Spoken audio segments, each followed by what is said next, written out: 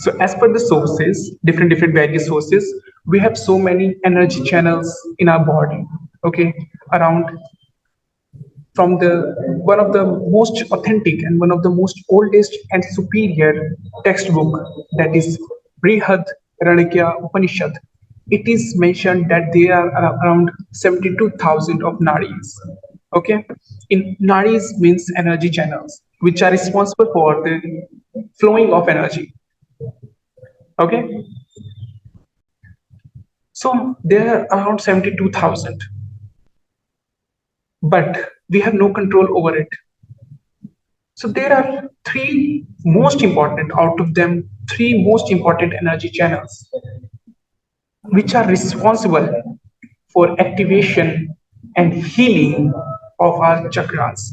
If our chakras are dormant, it is in sleepy mode, so we need to awaken it through the through yoga, and there are so many yoga tools like asana, asana and pranayama are one of them. Okay, so pranayama becomes so vital. The ida and the pingla, as I told you, the three are the most important energy channels. First one is ida, and other one is pingla. And when these two get combined, which one generates? Yes. Sushumna. Yeah. Sushumna, very nice, Vijita. Very nice, Vijita. Good. The Sushumna one, which is the pathway of chakras, right? Yes. How we can control ida and pingla? How we can control our prana? Through breath. And what we do when we inhale or exhale through our left nostril and right nostril, which are connected with the ida one and the pingla one. So be it a male or be it a female, ida is always in the left and pingla is always in the right. Every male and every female has a female body and a male body. So left is connected with feminine, it shows femininity, and right, it shows masculinity. So the character of and the features of male and female comes in left and right. So left is ida, which is female, which has calming effect, soothing effect on our body, in our character also, with calm, peaceful. Okay, and right, which shows masculinity, so strength. It boosts your, Energy. yes, it boosts your confidence. So if you are feeling uh, very inconfident or you are feeling fear, so you start breathing from your right one and exhale only through the right one. It is known as the sun breathing. And if you are The soul. Yeah, sun, sun yeah, breathing. Yeah. yes, and in Sanskrit it's Surya breathing, Surya pranayam. Surya. So as ida is connected with left and pingla is connected with right, by breathing, alternate breathing, and by control of our breath, we target our prana. Now see, three things: father, mother, and child. If child doesn't obey mother, what mom does? Exactly. So when your child is not in your control, he takes you lightly, or it happens in India mainly. So mother shows him that if you'll not do this, I'll tell your father. So see, prana is the child, prana is the child, mind is mother, and breath is father. So through mind, we cannot directly control it. Okay, so we tell breath to regulate it, to make it under control, and by breathing, we manage our prana so that it obeys us. See, prana is very subtle. it is so subtle. Okay, means, and the breath is the outer manifestation of it. Outer manifestation of prana are in the different form of energies, that is heat, that is light, that is magnetic field, magnetism, that is also energy. Okay, this is how prana is our body's energy, which is a vital life force, and it is in our body when the embryo takes place. So we have five types of energy in our body: pran, apan, udan, vayan, and saman. So pran is responsible for our body working. So you see, when mother conceives, when mother conceives, a zygote formation happens, right? So have you ever imagined how things started? What is the energy behind it? How a son, you know, how babies, the structure of baby formation happened. So it is all because of prana, because prana was there and it helped the baby to take place in the formation of baby. So prana is the superior of all the energies. Okay. Now, as the prana is at the root, and by breathing, we make the our prana to bring its consciousness upward. Why? Because all the chakras are in this position, and your chakras are dormant, and it will always goes from bottom to top. This is the only way. So, Ida and Pingala, we control it through left nostril and right nostril. And when these two gets balanced, and when these two get connected, the Sushumna Nadi gets activated. And that is the pathway of chakras. So this was Ida, Pingla, and Sushumna. So Sushumna interprets the cerebral spinal axis, and in Swara Yoga, it is associated with both the nostrils being open and free to passage of air. So this is the only way in which all the chakras lies and exist. Okay, so please read the prana. Prana. Prana is first form. Prana, life force. It is the force by which the breath is drawn inside. Inhaling breath is called prana. As per Brihadaranyaka Upanishad. Okay. Prana is established in Apana. So see, prana is responsible for respiration in our body. Respiration of the body, the process of inhaling and exhaling.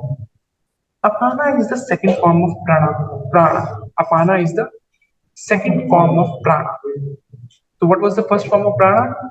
Prana is the respiration of the body. Exactly. And apana is the second form of prana. Exactly. And apana is concerned with the expulsion of waste from the body. So apana is responsible for exactly, you can say, all the excretory process. All the excretory process happens because of apana, and apana is the second form of prana only. Now, third one is Vyana. Vyana. Please read. Vyana is the third form of prana. Vyana is the cause of physical strength, stamina, and immunity. It acts as the reserve force for the other pranas. Yes. So, Vyana is the third form of prana, and it is the cause of physical strength and stamina and immunity. So it is responsible for these things. Now, fourth one is Udana. Udana. Please read it. Udana is fourth form of prana. It controls the area of the body above the neck, activating all the sensory receptors as the eye, nose, and ears. Yes. This is Udana, which takes one into Samadhi. Samadhi. Yes. So Udana, it is the fourth form of prana and it controls the area of the body above the neck. So this thing, whole thing. And it is responsible for taking one into samadhi. What is samadhi? The last form, the last stage of meditation. One pointedness, oneness, when you are totally yes. Balance. And then saman. Samana is the fifth and ultimate form of prana. Yes. When prana shifts its form into samana, it becomes divine Itself. And as per yeah. samana itself is called as neti, not only this. In other words, infinity. Neti also means neither this nor that. Yes. So the ultimate form of prana is the fifth, and the ultimate form of prana is sama. Okay.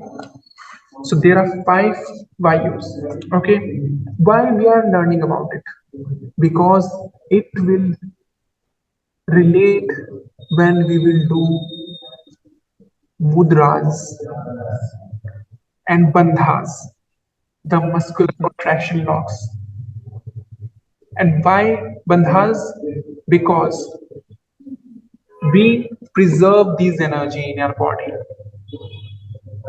Because if you want to activate your chakras, you need to activate your energy channels. What I mean to activate, because there are multiple obstacles in your way of energy channels. That's only the active, these are not activated. That if our chakra is not activated, there might be some obstruction, blockages. So what we do, so see, I don't know how many types of obstacles are in our way, how multiple types of obstacles in our way, and we preserve all this energy so that the more energy we possess, more powerful it will be to eliminate and eradicate all the obstructions in our way, and our the process of activation starts gradually and faster. That's why muscular contraction and bandhas are very important. But we cannot relate with bandhas until we know these energies. Okay? We do asan, pranayam, dharan, dhyan, and in between pratyahar is there, means withdrawal of our senses. Why we cannot start with the meditation itself very first? Because it will take you longer duration. If you start first some asana, you make 20% of your mind or 30% of your mind at stillness. Then you start with breathing also, breathing exercises to still the mind, to still the mind. Then you are around 50% of concentrated. And now when you are going for meditation, the the time of concentrating will become very less instead of going directly into meditation.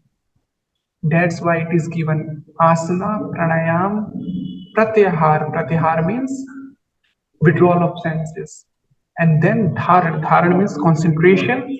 And then when you are totally concentrated into something, that phase is known as meditation. Okay? So these ears and energies were very important to know.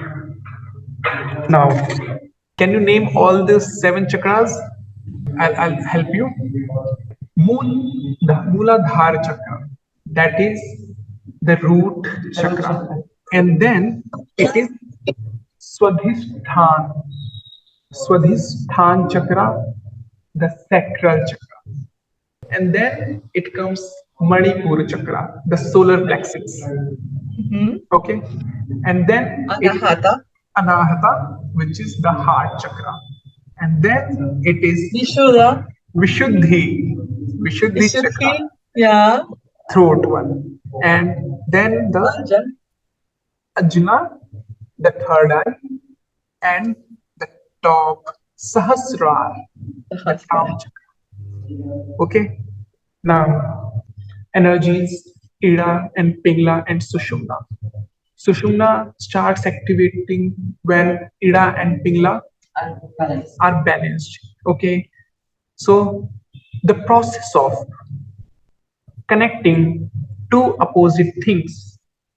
See, sun and moon are totally in opposite in nature. Male and female are totally opposite in nature or by characters also. Characters in the sense by features, right?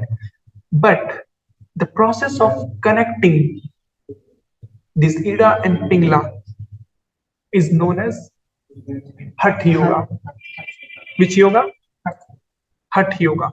Okay, because Ha means sun, Tha means moon, and this process of connecting sun and moon means Ida and Pingla is known as Hatha Yoga. But as soon as your Sushumna Nadi activates and you start activating all the chakras, the process of activating all the seven chakras is known as which yoga? Kundalini yoga. So the process of it is Kundalini yoga. Now, what are we doing? We are doing chakra healing. Okay. So what does it mean? This chakra healing process is of balancing. If someone who is overactivated, we will calm him down. And if someone is totally not dormant but less activated, so we need to awaken it. Okay, and Kundalini means something which is the process of activating that has been activated, but now whether it is overactivated or less activated, and then we will heal it through our chakra healing. That's why we should know. We should know first of all what is how many chakras are there. Okay, as you read in 300, there are 13 chakra, 7 in our body, 3 above it, and 3 Yeah. below the ground. The ground. Yeah. Yeah. So first of all, we will mention about work on our 7 chakras in forms of asana. By doing particular asanas, we will visualize that this particular asana targets this particular chakras, as you did today, 7 asanas. So we will do all those asana by focusing on breath and by visualizing that yes, it is hitting and it is targeting those particular asana. Then we will do breathing, that by doing this particular breathing, I'm focusing on targeting and visualizing every time, whatever you will be doing, you need to focus and visualize it, that particular chakra, because then only you will get target. You can target your chakra. That if I'm doing, suppose this one, uh, some pose, so I'll visualize it that okay, this is working or hitting my targeting my Vishuddhi chakra, Anahata chakra, as in this prayer position. Okay, so do this prayer position like this. Yes. So your this thumb should be like pressing this one. And when you inhale, exhale, close your eyes. And on inhalation and exhalation, assume and visualize it. First, visualize the position of the heart chakra.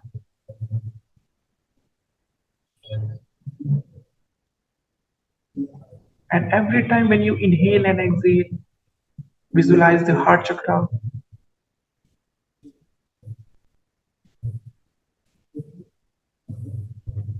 Yes, now open. Now, you must be seeing something blank, dark. If you don't know the color, if you don't know the color of heart chakra, right? So seven chakras are has different position, different color, different mantra, and different energy and different characteristics also. Like Mundhara is related with self-preservation. Self-preservation. So these chakras are the energy centers, which are the accumulation of different energy. So on activating these different chakras, we activate and get different energies. And according to that, our character, or you can say which it signifies, as you said, it becomes activated. Like Anahata chakra, it has feature of being compassionate, kindness. Once your this chakra, Anahata chakra starts awakening, you get the feeling of more compassion, kind-hearted. Okay, I and love. No, I love. I yes, love. yes, love. You start feeling like loving everyone, each and every, even for animals also.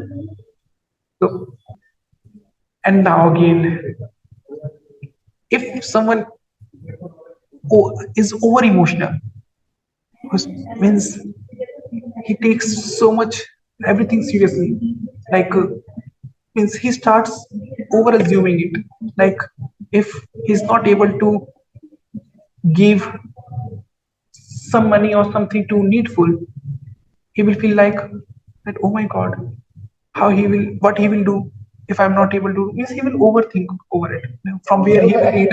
Yes, so it means that your chakra is overactivated.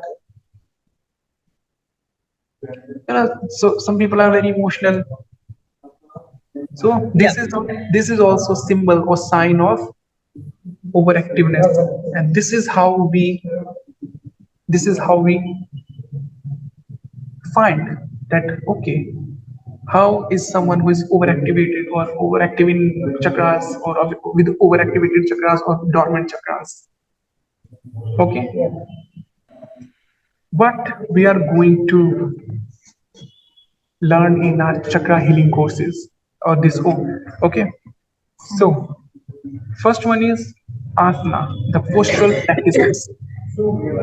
Okay, because ultimately your spine should be, and you should be in the position where you can sit for longer duration, or use the position of your spine should be very straight, because the way only starts happening and the process starts taking place only when your spine is in correct posture. If it is tilted or something, it means it is another kind of obstacle.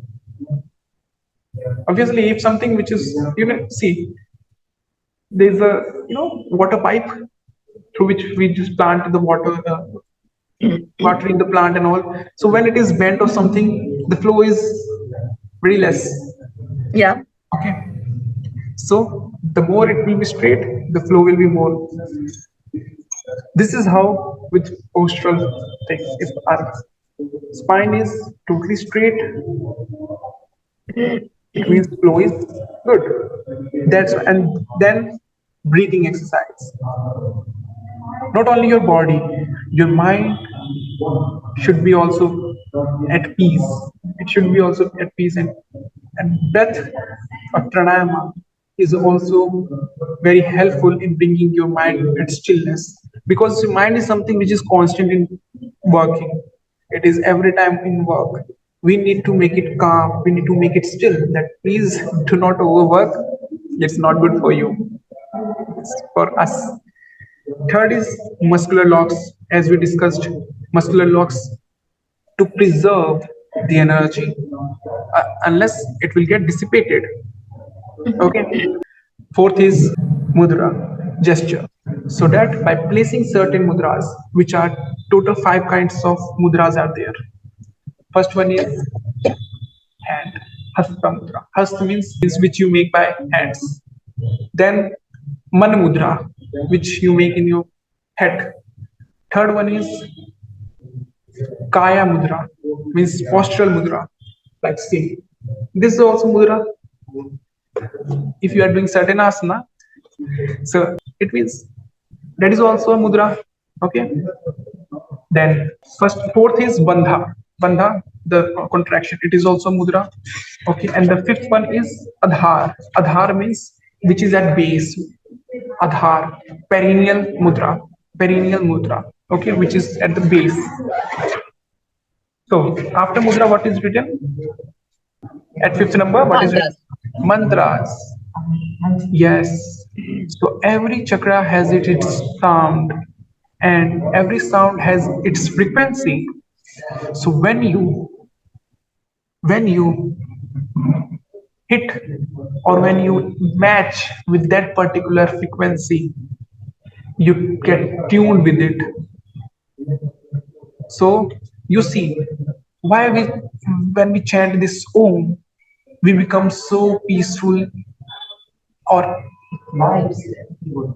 Moves at the channel. Wakes up. yes. Valeria, little more elaboration. Why are you feeling? Because Om mantra is the energy of the universe. So when you think Om, you are connecting yourself with the energy of the universe. So because of that, you feel very calm and like one with the universe. Exactly. So vibration has certain sound. Universe has certain sound, and it has. If there is a sound, there must be a frequency. So around 430 to 440 hertz is the frequency of universe sound. The Om, when we chant it, it is being said that if you chant it for 108 times, you reach the frequency of 432 to 440. So when you match your frequency, the frequency from your throat and the frequency which is outer, when these two get combined, when you match with this frequency, you are directly connected with the universe. That's why, as our body is made up of five things, five elements, which we are the representation of universe only, right? That's Mhm. why every mantra has particular vibration. So when we say lang, vang, ram, yam, hum, these are the bija mantra of chakras. It's, So by chanting it for particular duration or particular times, it hits that particular chakra. Okay. Now then, sixth is meditation and dhyan. Dhyan means you visualize it that okay, I am working on my this particular chakra. I'm working on my Muladhara chakra, Swadhisthana chakra, Anahata chakra, all these chakra, right? So this is also a form of meditation. And then seventh is Ayurveda. Yesterday I told you about Ayurveda is a lifestyle. It is something which should be in your life, which you should be in your routine. So there are five components like ahar means what you intake, Mhm. then vihar, like where you reside, where do you live. So if you live in with so many such congested area, and where the company of aloofness means living with people who are totally negative in nature, who doesn't support your things, who are not positive, so that is also kind of obstacle in your success. Then first one is ahar, then vihar. Ahar means what you eat, Mhm. vihar where you reside. Third is behavior, vyavhar. Ahar, vihar, vyavhar means behavior. And third is vichar, means thought. How's your thoughts? Because Yeah. they also define you. Your thoughts define you. We saw this, he's so negative, he's so positive. By we only judge them by their thoughts only, right? Then Shat Karma, six cleansing process. So internal cleaning, because you see, if you are not able to breathe properly, if you are not you cannot breathe properly, it means you have some blockage, and blockage is obstruction. You cannot breathe properly, you cannot work on your Ida, you cannot balance your prana. So for that we do cleaning processes, shat karma. Now relaxation, Shithilikaran. So only a relaxed mind and relaxed body can optimize and can work for the other things. When you are in relaxed mode, then only you can feel and visualize all those things. With exertion you cannot do. Okay, so you should remain relaxed, beat asana. That's why we do not focus more on muscular contraction while doing any pranayama, because we are working for our chakras. Okay, then sugandha means aroma. Fragrance are so soothing in nature that you want to just, oh my god, I just want to. Okay, and some, even some has negative impact also. Okay, they just smell it for different things. So we need to find, or we need to do only for positive things. Okay, then sound, again, when we chant, sound creates and it hits the targeted chakra. Then color. So that's why I told you that we should know the color so that we can visualize it. By visualizing it, it works immediately. If you are just focusing, okay, I'm focusing on the base of the pelvis where my Muladhara chakra is, but I'm not able to recall its color. It will work partially. It will not work fully.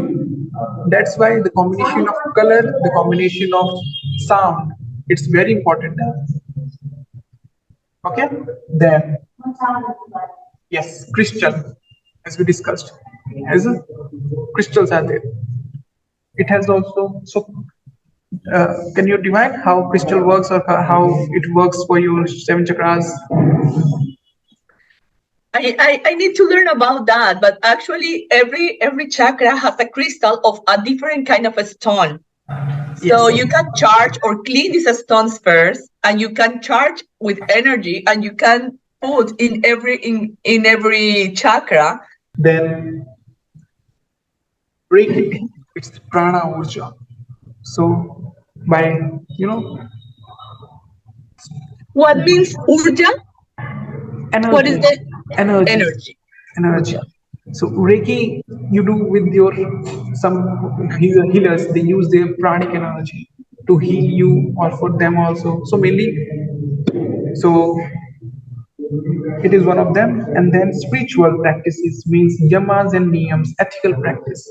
So you see, chakra, it is so spiritual, because in physical it doesn't exist. So it is spiritual, right? So you need to follow those things which makes your way spiritually, in the spiritual manner only. So yam and niyam, you should follow this at least for your in like till where you can, like, if someone who is just because of geographical problem, they cannot have this vegetables access. So till the limit you can follow, you should be following. Okay, and then last is yogic Ayurvedic lifestyle. Yogic Ayurvedic lifestyle means the, you see, there is a saying,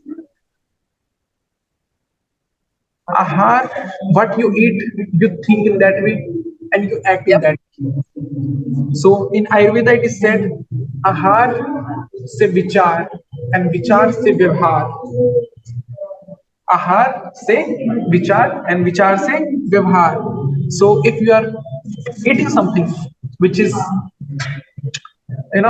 something like rotten, so your thoughts will become rotten and you will act in that manner only. That's why we need to follow sattvic. for our spiritual practices. So that our guna, sadguna, it affects our guna. Very simple saying, ahar se vichar and vichar se vyavhar. What is ahar and what is vichar That's what we think. and what is vyavhar? The reaction. The behavior. The behavior. Okay, so what you eat, it directly affects your thoughts, and your thoughts directly affects your behavior, because Yep. the way you will think, you will act accordingly. Okay,